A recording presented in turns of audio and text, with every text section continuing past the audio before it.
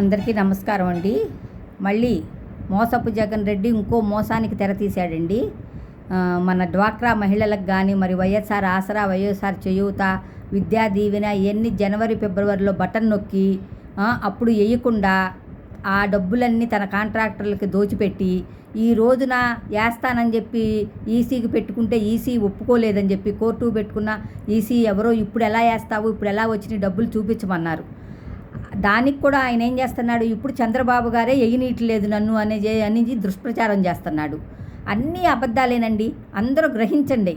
మొత్తం మోసపు జగన్ రెడ్డి అన్నమాట.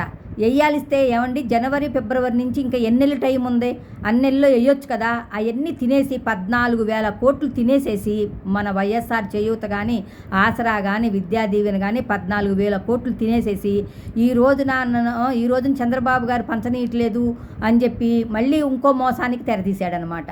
అంతా మోసమే అన్నమాట. ఈ మోసపు జగన్ రెడ్డి చేసే పనులన్నీ ఇలాగే. గులకరాయ్ అన్నాడు, అది సక్సెస్ అవ్వలేదు. అది అందరికి తెలిసిపోయింది, చిన్నపిల్లలకు కూడా తెలుస్తుందండి అతను చేసే మోసాలు. అసలు ప్రతి వాళ్ళకే తెలుస్తున్నాయి అతని మోసాలు. ఇంత మోసపు జగన్ రెడ్డి ఇంత మోసం చేసి మళ్ళీ ప్రజల్ని మభ్యపెట్టడానికి చంద్రబాబు గారు వేయనీయట్లేదు అని చెప్పి మళ్ళీ దుష్ప్రచారం అన్నమాట. ఎన్నిసార్లు చేస్తావు జగన్ రెడ్డి ఇట్లా మోసం?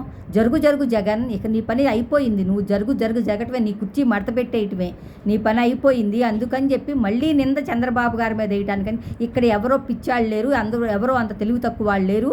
నువ్వు జనవరిలో ఫిబ్రవరిలో బటన్ నొక్కి డబ్బులు వేయకుండా ఇప్పుడు ఎలక్షన్ టైం 2 రోజుల్లో పెట్టుకుని నువ్వు ఇప్పుడు వేస్తానంటంలో అర్థం ఏంటి? నువ్వు ఇప్పుడు వేయవు, మాకు తెలుసు. వేయకుండా అది కూడా చంద్రబాబు గారి మీద నెట్టి మళ్ళీ నువ్వు సింపతి కోసం ఇట్లా చేస్తున్నావు అనమాట. ఎవ్వరో సింపతికి పడరో, అందరికీ నీ అబద్ధపు ఇవి తెలిసిపోయినాయి. నువ్వు అబద్ధ ప్రచారాలు చేస్తున్నావని చెప్పి అందరికి తెలిసిపోయినాయి. ఇక నువ్వు ఈ కుర్చీ మడత పెట్టుకుని వెళ్ళిపోవటమేను. నువ్వు అన్నీ మోసాలే చేస్తా వచ్చావు, మొదటి నుంచి మోసమే. అందరికీ అన్ని లక్షలు ఇచ్చానని ఇంటింటికి పంచావు. ఒక్కొక్కరికి 37,000 40,000 ఆగిపోయినాయి. నువ్వు మరి ఈ 2 నెలల్లో ఎందుకు వేయలేదు? వచ్చిన డబ్బులేమో నీ కాంట్రాక్ట్లకు దోసిపెట్టుకున్నావు. ఇప్పుడేమో డబ్బులు ఉండయి వేస్తానంటున్నావు. 2 రోజుల్లో నీ దగ్గర ఎక్కడి నుంచి వచ్చినాయి డబ్బులు? నువ్వు ఆపద్ధర్మ ముఖ్యమంత్రివి ఇప్పుడు. మరి నీ దగ్గరికి ఎక్కడి నుంచి వచ్చినాయి అన్ని డబ్బులు?